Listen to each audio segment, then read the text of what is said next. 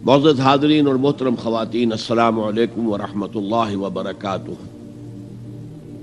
میری آج کی گفتگو کا عنوان آپ کے علم میں آ چکا ہے، حقیقت و اقسام شرک۔ جہاں تک حقیقت شرک کا تعلق ہے، اس پر ہمارے ان اجتماعات میں کچھ گفتگو ہو چکی ہے سورہ لقمان کے دوسرے رکوع کے ضمن میں۔ میں نے عرض کیا تھا کہ جب حضرت لقمان نے اپنے بیٹے سے کہا کہ لا تشرک باللہ ان الشرک لظلم عظیم، تو شرک دو صورتوں میں ہوتا ہے، یا اللہ تعالیٰ کو اس کے مقام رفیع سے گرا کر مخلوقات کی صف میں لے آیا جاتا ہے، یہ ظلم عظیم ہے، اور یا مخلوقات میں سے کسی کو اٹھا کر اللہ کے برابر بٹھا دیا جاتا ہے۔ دونوں شکلیں ظلم عظیم، بہت بڑی زیادتی، بہت بڑا ظلم۔ اس کی جو اقسام ہیں وہ ہیں اصل میں کہ جن کو سمجھنے کی ضرورت ہے۔ شرک کی اقسام ہمارے علماء نے مختلف انداز میں بیان کی ہیں۔ ایک شرک فی العقیدہ ہے،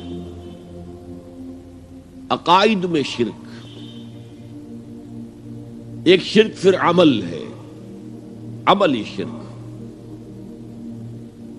ایک شرک جلی ہے، کھلم کھلا شرک، نمایاں شرک، واضح شرک۔ ایک شرک خفی ہے، وہ شرک جو چھپا ہوا ہے، جس پر کسی مفتی کا فتویٰ نہیں لگ سکتا لیکن ہے شرک۔ جہاں تک اس شرک کی شناعت کا تعلق ہے، میں نے جو آیت آپ کو سنائی ہے، جو 2 مرتبہ آئی ہے بعین ہی انہی الفاظ میں سورہ نساء میں، اللہ تعالیٰ نے ارشاد فرمایا ان اللہ لا یغفر ان یشرک بہ، اللہ تعالیٰ اسے تو ہرگز معاف نہیں کرے گا کہ اس کے ساتھ شرک کیا جائے، وَيَغْفِرُ مَا دُونَ ذَلِكَ لِمَن يَشَاءُ، اور بخش دے گا، معاف کر دے گا جو اس سے کمتر ہے، جس کو چاہے گا۔ یہ بھی اوپن لائسنس نہیں ہے کہ باقی جو چاہو تم کرو، پیشگی معافی کا اعلان ہے، نہیں، جس کو چاہے گا بخش دے گا، لیکن یہ کہ شرک کو وہ معاف نہیں کرے گا۔ ایک بات میں اور چاہتا ہوں کہ پہلے سمجھ لیں، ہمارا دین دین توحید ہے، اور توحید کی ضد ہے، اینٹونیم ہے، اپوزٹ ہے شرک۔ اگر آپ بنظر غائر سمجھیں گے، سوچیں گے، تدبر کریں گے، غور کریں گے، تو عجیب حقیقت سامنے آئے گی کہ نیکی، اچھائی، خیر، ہدایت کی جو صورت بھی ہو، وہ نظریہ و خیال کی ہو، عقیدے کی ہو، وہ سب توحید کے شجرہ طیبہ ہی کی برگوبار ہے، اسی کی شاخیں ہیں، اسی کے پھول ہیں، اسی کے پتے ہیں۔ اور برائی اور شر اور گناہ اور گمراہی، یہ چاہے عقیدے کی ہو، نظریے کی ہو، خیال کی ہو، اور چاہے عمل کی ہو، اخلاق کی ہو، ان سب کے ڈانڈے شرک سے ملتے ہیں۔ یہ شرک کے شجرہ خبیثہ کی شاخیں ہیں۔ جو تقسیم کی ہے شرک کے اقسام کو سمجھانے کے لیے، وہ ذرا مختلف ہے۔ وہ شرک فی العقیدہ اور شرک فی العمل، وہ بھی اس میں آ جائیں گے، شرک جلی اور شرک خفی بھی اس میں آ جائیں گے، لیکن میرا بیان جو ہے وہ شرک کی 3 قسموں پر مشتمل ہوگا۔ شرک فی الذات، اللہ کی ذات میں کسی کو شریک کر دینا، یہ بدترین شرک ہے، عریاں ترین شرک ہے، اور اس شرک پر اللہ کا غضب بہت بھڑکتا ہے۔ دوسرا شرک ہے شرک فی الصفات، یہ ذرا ٹیڑھا معاملہ ہے۔ کہ صفات کے لیے ہماری زبان میں جو الفاظ ہیں وہ محدود ہیں، وہی الفاظ اللہ کے لیے بھی مستعمل ہیں اور مخلوقات کے لیے بھی۔ اللہ بھی موجود ہے، ہم بھی موجود ہیں، وجود ایک وصف اور صفت مشترک ہو گیا۔ اللہ بھی علیم ہے، انسانوں میں عالم بھی ہوتے ہیں، علامہ بھی ہوتے ہیں، علم جو ہے ایک قدر مشترک ہو گیا۔ اللہ قدیر ہے تو انسانوں کو بھی کچھ نہ کچھ قدرت تو ہر ایک کو اس نے دی ہوئی ہے، وہ بھی ایک قدر مشترک ہو گئی، وصف مشترک ہو گیا۔ اللہ زندہ ہے، ہم بھی زندہ ہیں، یہ بھی ایک قدر مشترک ہے۔ اللہ دیکھتا ہے، ہم بھی دیکھتے ہیں، اللہ سنتا ہے، ہم بھی سنتے ہیں، اللہ ارادہ کرتا ہے، ہم بھی ارادہ کرتے ہیں، اللہ کلام کرتا ہے، ہم بھی کلام کرتے ہیں۔ یہ جو اشتراک لفظی ہے اس کی وجہ سے بہت بڑے مغالطے واقع ہو جاتے ہیں۔ تیسرا شرک ہے شرک فی الحقوق، جو حق صرف اللہ کا ہے اس میں کسی اور کو شامل کر دینا۔ یہ اصل میں شرک عملی کی مختلف صورتیں ہوں گی کہ جو اس تیسرے عنوان کے تحت ہمارے ہاں زیر بحث آئیں گی۔ اب آئیے ہم ترتیب کے ساتھ چلتے ہیں۔ شرک فی الذات، یہ دو قسم کے مذاہب میں دو مختلف صورتوں میں ظاہر ہوا۔ عجیب بات ہے، آئرنی آف فیٹ جسے کہا جاتا ہے انگریزی میں، بڑی ستم ظرفی کی بات ہے کہ اس کی بدترین شکل ان قوموں میں پیدا ہوئی جو انبیاء اور رسول کے ماننے والے تھے۔ حضرت ابراہیم کے نسل کے لوگ جو عرب میں آباد تھے، حضرت اسماعیل کی نسل کے لوگ، وہ فرشتوں کو خدا کی بیٹیاں قرار دیتے تھے، اور ان کی اکثر دیویوں کے نام مؤنث ہے، اسی لیے لات، عزا، عزا عزیز کا مؤنث ہے، منات، لات۔ وہ یہ سمجھتے تھے کہ یہ فرشتے ہیں اور فرشتوں کو اللہ کو بہت بیٹیوں کی طرح عزیز ہیں، یہ اللہ کی بیٹیاں ہیں، یہ ہماری شفاعت کریں گی اللہ کے ہاں۔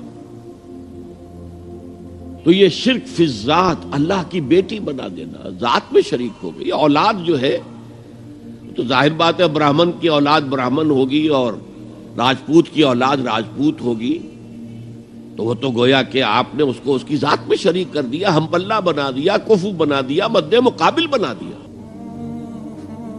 یہی بیماری سب سے زیادہ شدید اور مکروہ ترین شکل میں حضرت عیسیٰ علیہ السلام کے پیرووں میں پیدا ہوئی۔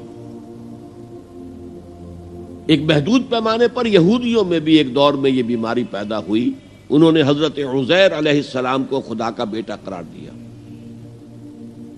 اس کی وجہ میں آپ کو بتا چکا ہوں کہ چونکہ حضرت عزیر کی جو دعوت توبہ تھی اس سے بنی اسرائیل میں ایک اصلاح کا آغاز ہوا، ان کے حالات بدلے، جس کے نتیجے میں اللہ تعالیٰ نے انہیں دوبارہ دنیا کے اندر عزت سے، طاقت سے، قوت سے سرفراز کیا۔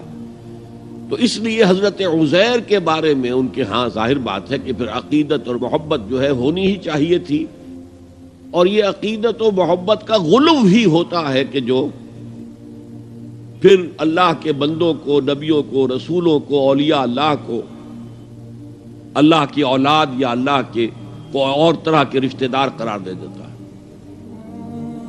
لیکن جس کیفیت کے ساتھ اس مرض کا ظہور ہوا ہے عیسائیوں میں، اس کی کوئی مثال دنیا کی تاریخ میں نہیں۔ ان کی تو گمراہی کا عالم یہ کہ وہ کہتے ہیں کہ عیسیٰ اللہ کا صلبی بیٹا ہے، صلبی، اس درجے وضاحت تاکہ کوئی استعارہ نہ سمجھا جائے اس کو۔ اگرچہ انجیل میں حضرت مسیح جب کہتے ہیں میرا آسمانی باپ، تو ساتھ ہی یہ بھی کہتے ہیں میرا اور تمہارا آسمانی باپ، تو یا تو مانو کہ پھر سب اللہ کے بیٹے ہیں۔ یہ باپ استعارے کے طور پر استعمال کیا گیا، جس سے والد پالتا ہے، پوستا ہے، اسی طرح اللہ تعالیٰ اپنی اولاد فرمایا ہے، حدیث میں آیا ہے الخلق عیال اللہ، تمام مخلوقات جو ہیں اللہ کے کنبے کے مانند ہیں، اللہ ان کا پالنے والا پوسنے والا ہے۔ اس معنی میں میرا آسمانی باپ، میرا اور تمہارا آسمانی باپ، لیکن انہوں نے جو عقیدہ پھر بنایا صلبی بیٹا ہے اللہ کا، یہ انتہا درجے کی اللہ تعالیٰ کی شان میں گستاخی ہے۔ میں نے عرض کیا تھا قرآن مجید میں جتنا غضب اللہ کا، جتنا غصہ اس پر آتا ہے اور کسی طرح کے شرک پہ نہیں آتا۔ سورہ مریم میں فرمایا وَقَالُوا اتَّخَذَ الرَّحْمَنُ وَلَدًا لَقَدْ جِئْتُمْ شَيْئًا إِدًّا تَكَادُ السَّمَاوَاتُ يَتَفَطَّرْنَ مِنْهُ وَتَنشَقُّ الْأَرْضُ وَتَخِرُّ الْجِبَالُ هَدًّا أَن دَعَوْا لِلرَّحْمَنِ وَلَدًا وَمَا يَنبَغِي لِلرَّحْمَنِ أَن يَتَّخِذَ وَلَدًا۔ اگر اس کے لہجے کو آپ سمجھ سکیں، اس میں جو غضب مضمر ہے، چھپا ہوا ہے، اسے پہچان سکیں، کلام کی اگر شناخت ہو، وَقَالُوا اتَّخَذَ الرَّحْمَنُ وَلَدًا، انہوں نے کہا رحمان نے کسی کو بیٹا بنایا ہے۔ لَقَدْ جِئْتُمْ شَيْئًا إِدًّا، تم ایک بہت ہی خطرناک، خوفناک، بہت ہی گستاخی والی بات لے کر آئے ہو۔ اور وہ کتنی بڑی گستاخی ہے اللہ کی جناب میں، تَكَادُ السَّمَاوَاتُ يَتَفَطَّرْنَ مِنْهُ، اس گستاخی کی وجہ سے آسمان پھٹ پڑنے کو ہے، وَتَنشَقُّ الْأَرْضُ، اور زمین شق ہو جانے کو ہے، وَتَخِرُّ الْجِبَالُ هَدًّا، اور پہاڑ جو ہے وہ دھماکے کے ساتھ گر جانے کو ہے، أَن دَعَوْا لِلرَّحْمَنِ وَلَدًا، کہ ان بدبختوں نے اللہ کے لیے، رحمان کے لیے کسی کو بیٹا بنایا ہے۔ وَمَا يَنبَغِي لِلرَّحْمَنِ أَن يَتَّخِذَ وَلَدًا، اور اللہ کی شان کے شایان ہی نہیں ہے، رحمان کی شان کے شایان ہی نہیں ہے کہ وہ کسی کو اولاد بنائے۔ یہ بڑا باریک نکتہ ہے۔